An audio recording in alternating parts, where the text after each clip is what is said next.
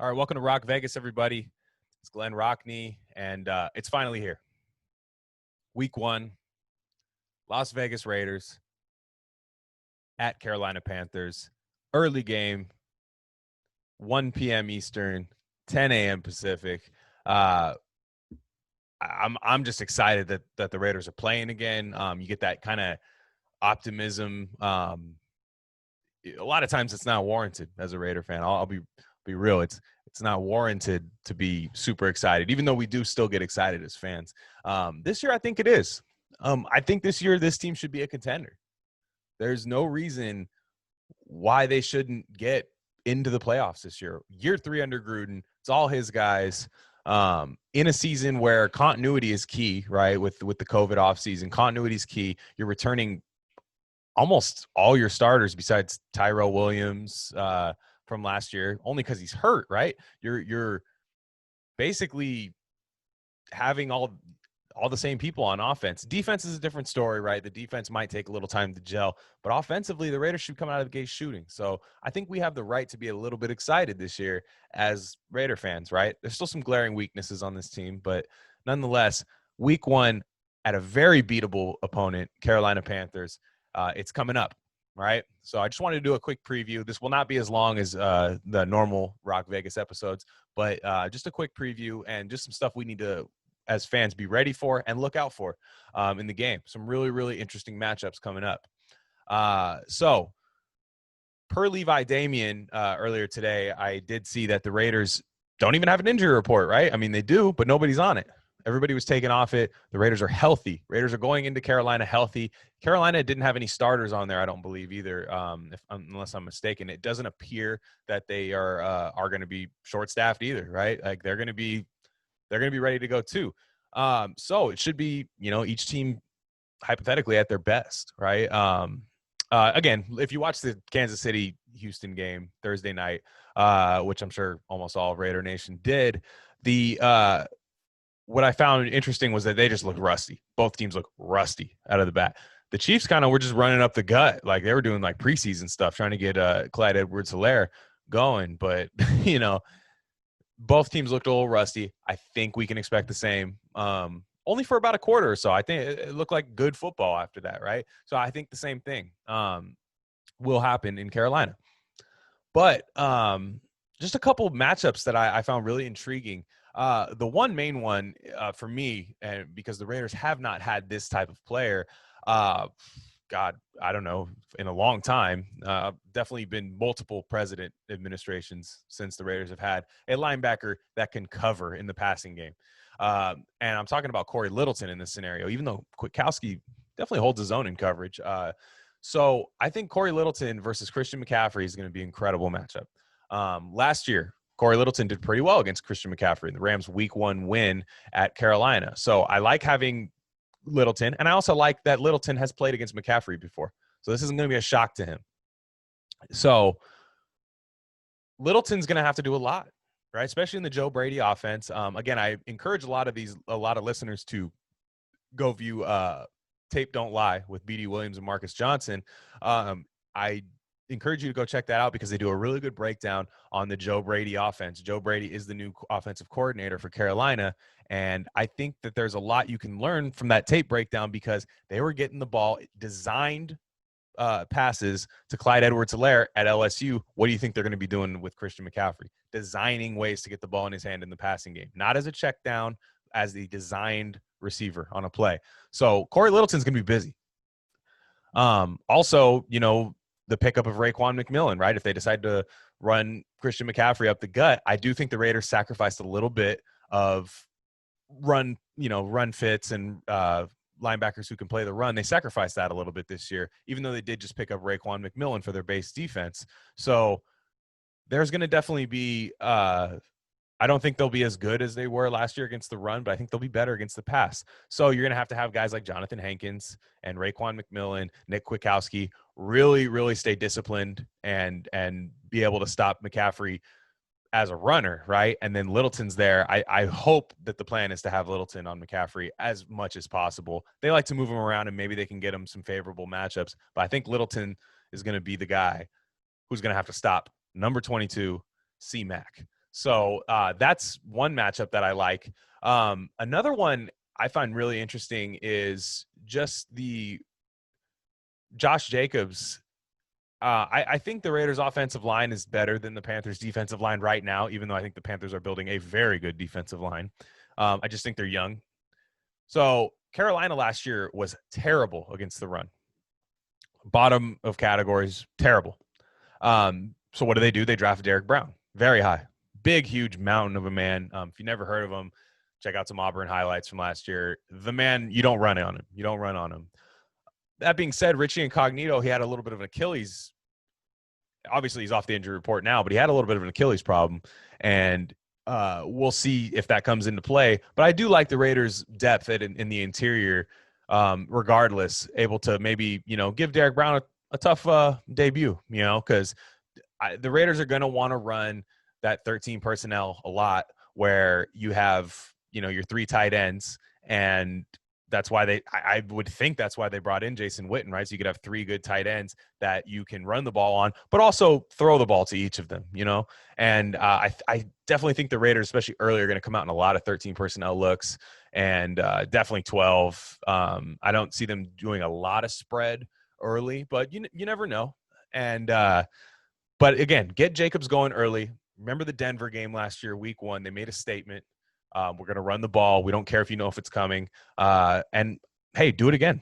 You know what I mean? I'm all for John Gruden. I've talked about it a lot, for spreading the ball out and being not so predictable. This week, I say, you know what? Let that young defensive line get pushed off the wall, get blown around a little bit, get them nice and tired, and then take your shots. So establishing the run against Derek Brown, Brian Burns, who's also good against the run. He's in year 2. I think Brian Burns has a super high ceiling, and so I'm interested to see how this veteran, rock solid offensive line handles them, and I think they're going to do a good job. But you never know; there might be some flash plays by those young players on Carolina. So I'm interested in seeing that. Another thing is what are the Panthers like without Luke Kuechly? We don't know. I mean, look, he's definitely missed his fair share of games, but Shaq Thompson can cover, and that I guess what's going to happen with Darren Waller, right? Darren Waller is going to be, I would think, in the passing game, even though Henry Ruggs, Brian Edwards are new, and I think teams know who they are. I think they know that those guys can play, but I think Darren Waller is going to be we got to stop this guy. You know what I mean? Game plan against him in the passing game. And it sounds like, I was reading to Sean Reed and the Panthers beat writer, and let me get his name just so I don't omit it from that. In The Athletic, Joseph Person was his name. And Joseph Person is the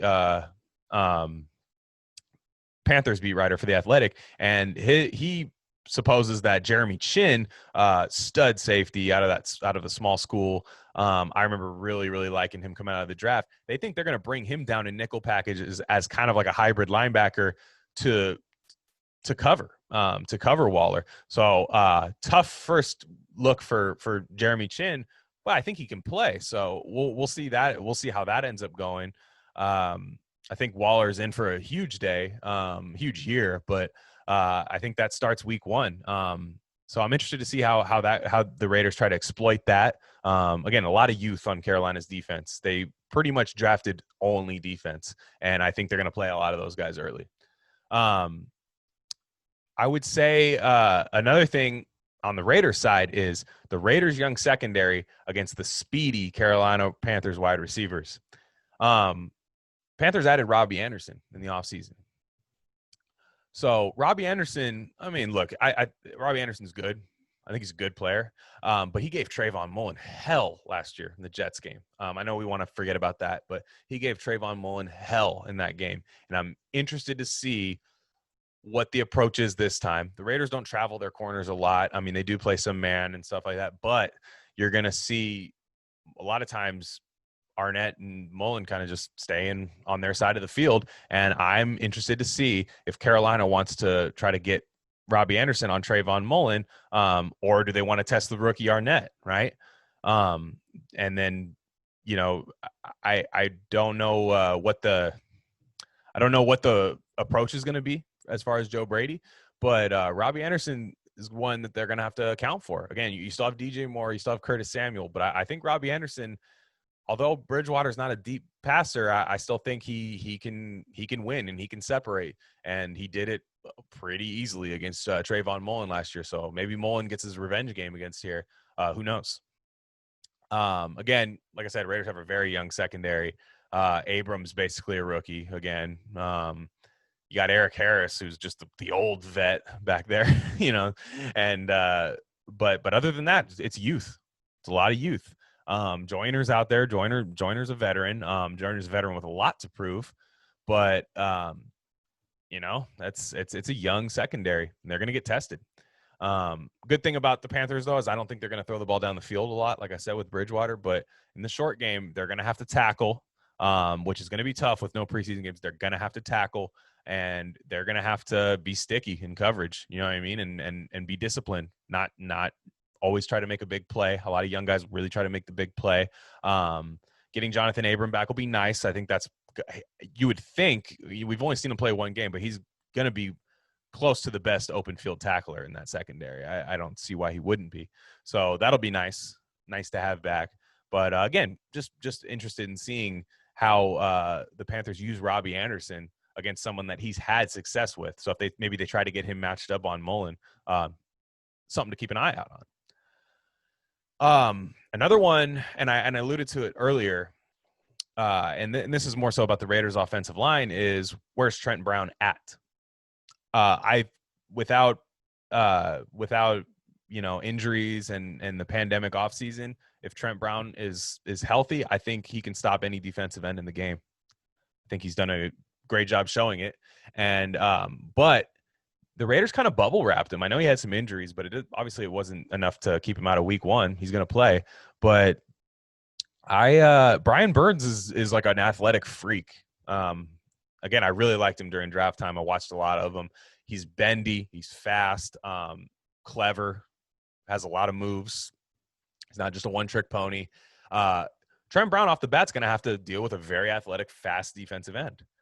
And, again, I would not be surprised if Trent Brown just pitches an absolute shutout against him. So, but, might see him get beat early. Like you might see him get beat early a couple times, just a little rusty. So that's interesting to me. And lastly, hey, John Gruden, Derek Carr. I criticize them both as like one person. You know what I mean? They're basically the ones that get this stuff going. John Gruden is the king of the offense. He oversees it all. And Derek Carr is basically the vehicle that he uses. And Derek, I don't know if it was his best game. I think the best game might have been Detroit last year. But he had a damn good week one against Denver. Stat-wise, it wasn't anything crazy, but I thought he played really well, moved the ball down the field, took the shots when he needed to, made some really good tight window throws. I expect him to come out banging, man. Like, again, the continuity with this offense, same coach. The Panthers don't have any of this continuity. They have a brand new coach, brand new offensive coordinator, new quarterback. The Raiders have, Gruden is the offensive coordinator. They have the same offensive coordinator, same head coach, and Derek Carr, along with a lot of the other same players. There's no excuse for him not to come out letting it rip, right? I mean, yeah, they're still going to be a little conservative. That's just the offense. That's just how the offense is. But get the ball in the hands of your playmakers. You know what I mean? Go through your reads. And I think the offensive line will do a good enough job keeping them up, right? But, hey, man, no excuses this year. So let's let Derek Carr let it rip. So, I'm really looking forward to this game. I feel confident about the Raiders winning. If I had to make a final score prediction, I will go 30-23 Raiders. I think it's a higher scoring game, just because I think both defenses will struggle a bit at times. But 30-23 Raiders. I think it's a game that they're in control of most of the time, and maybe garbage time score at the end makes it a one-score game. But man. Again, this is the Raiders are favorites in this game, and they're favorites for a reason, and I expect them to win. And as Raider fans, I think we should expect them to win this year, and expect that. Look, Kansas City looked damn near invincible the other night. That was just week one, but this is an expanded playoff format. Year 3 of John Gruden, you got to get in the playoffs. I don't care. There's no excuses. There's people that go, hey, you can't expect, greatness right away. It's year 3. Rebuilds don't take that long anymore in the NFL if you do them right. And you got your home opener against the Saints the next week. So you do not want to be 0-1 going into that game. And so I don't think that they will be 0-1, but I want the Raiders to play like a team that is supposed to win a game. And that's the big thing. Play like you are supposed to win the game. And look, I think everybody, well, of course everybody thinks they're supposed to win the game. I don't know. You know what I mean? There's times where the Raiders look like clear underdogs against the team that they're playing, and they're not. They're head and shoulders better than this Carolina team, and you got to beat them. So that's all I wanted to talk about today. Again, thanks for tuning in all off season. I'll be doing 2 shows a week. It'll probably be a short one, like a short preview one, and then I'll do a full summary one. We'll see how what condition I'm in on game day. It might be towards the later part of the day, like after the Sunday night game, and I'll put them out Monday morning. So thanks again. Subscribe to the YouTube channel, Rare Candy YouTube channel. Follow me on Twitter. I'm at Glen Rockney, GlenRockney. And it's been a long off season. It felt like a very long off season. Football's back, and let's do it, Raider Nation. Go Raiders.